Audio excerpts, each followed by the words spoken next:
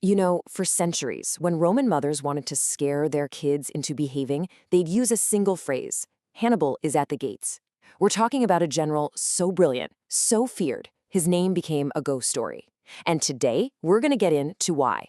But let's kick things off with a pretty wild question. How in the world do you track an army that marched over a massive mountain range more than 2,200 years ago? Seriously, think about it. There are no signs, the Carthaginians didn't leave behind a handy map, so how? You look for its horse poop. No, I'm not kidding. Scientists recently found what they believe is Hannibal's exact route over the Alps by discovering what they call a mass animal deposition event. Basically, a 2,200-year-old layer of soil absolutely churned up with the waste from thousands of horses, elephants, and mules. It's the first real physical evidence of one of history's most legendary journeys. And this is the man who led that journey, Hannibal Barca. Back in 218 BCE, Rome was on its way to becoming the superpower of the Mediterranean, and Hannibal decided to do the one thing nobody thought was possible. He wasn't going to attack by sea. That's what they expected. No, he was going to go by land, right over the Alps. And this wasn't just some vague battle plan. It was a promise. He stood before his troops, pointed towards Italy, and essentially told them, "Follow me and I will deliver Rome itself into your hands." I mean, the sheer audacity of that vow, it's incredible. So, let's talk about that impossible march. First up, the Alps, a wall of rock and ice that most people considered completely impassable for an army. But Hannibal took his infantry, his cavalry, and, get this, 37 war elephants and marched them straight towards it. But this incredible gamble, it came at a truly staggering price. The trip was just brutal. They were fighting off ambushes from local tribes, they were starving, and the weather was just relentless. Just look at these numbers. He started with 50,000 infantry and came down the other side with only 20,000. He lost more than half his men before he even fought a single Roman soldier in Italy. Now, the army that stumbled out of the Alps was battered and bruised, but they had one huge advantage. They caught the Romans completely flat-footed. And right away, Hannibal started showing everyone why he was a different kind of general, a master of the trap. To set his next trap, he did the impossible thing again. He marched his army right through a swamp that the Romans thought was a dead end. The journey was so harsh, he actually lost an eye to an infection. But it was worth it because it put him in the perfect position to ambush the Roman consul Gaius Flaminius, who was chasing him with a little too much confidence. Hannibal essentially used the earth itself as a weapon. He found this perfect little spot, a narrow road squeezed right between Lake Trasimene on one side and a bunch of hills on the other. He hid his entire army in those hills and just waited. The next morning, a thick fog rolled in, giving him the perfect cover. As the 25,000 Romans marched right into the kill zone, completely blind, Hannibal gave the signal. What followed was an absolute slaughter. The Romans were trapped. They couldn't even get into formation. They were just cut down from the front, the back, and the side. The historian Polybius paints this horrifying picture of soldiers so desperate they were driven into the lake, trying to swim in full armor and just sinking. It was one of the biggest, most successful ambushes in all of military history. So, after Trasimene and a few other victories, Rome was in a full-blown panic.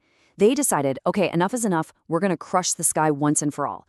They put together the largest army Rome had ever seen, and this decision would lead directly to the Battle of Cannae, and to Rome's darkest day. I mean, just look at these numbers. The Romans showed up with around 80,000 men, an army of unprecedented size.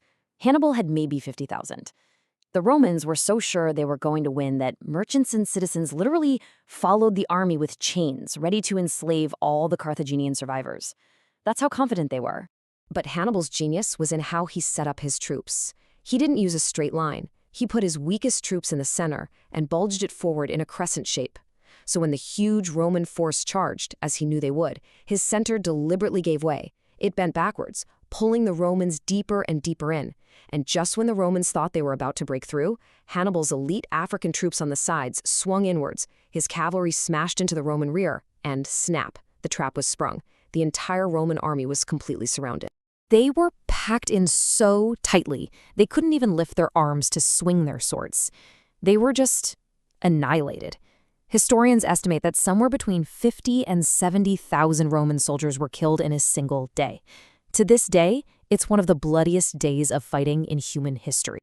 After Cannae, Rome went basically on its knees. For the next decade, Hannibal just roamed through Italy, and no Roman general dared to face him head-on. Rome needed a new playbook and a new kind of leader. So, for years, the Romans just shadowed Hannibal's army, nipping at his heels but avoiding a real fight. But they knew this couldn't go on forever. They were losing allies, bleeding money.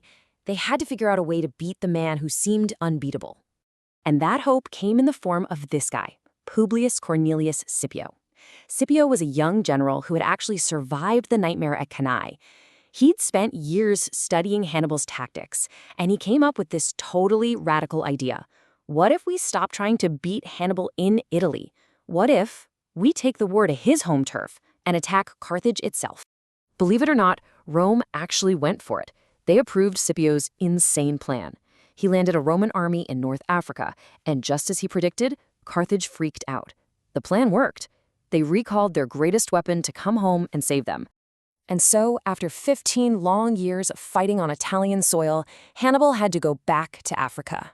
The stage was finally set for the ultimate showdown, Hannibal versus Scipio, the two greatest generals of their time, ready to face off at last. But this time, everything was different. The tables had completely turned. Hannibal's army was a mix of his exhausted veterans and a bunch of brand new recruits. Scipio, though, had disciplined Roman legions, and he had cleverly poached Hannibal's most valuable allies, the incredible Numidian cavalry. The very same horsemen who had won so many battles for Hannibal were now fighting against him. This timeline really just puts the whole incredible 16-year saga into perspective, from the Alps in 218, to Trasimene, to the slaughter at Cannae, all the way to Scipio's invasion and the final battle at Zama in 202 BCE. What a war. And at the Battle of Zama, in the greatest irony of all, Scipio used Hannibal's own tactics, that same encirclement strategy, against him. The student defeated the master. The long, bloody Second Punic War was finally over. Scipio went back to Rome a living legend, earning the name Africanus, the conqueror of Africa. Which leaves us with one of history's biggest what-ifs. After Cannae, Rome was wide open, but Hannibal never marched on the city. Why? Historians still debate it. But just imagine, what if he had? What would our world look like today if Hannibal Barca had actually burned Rome to the ground?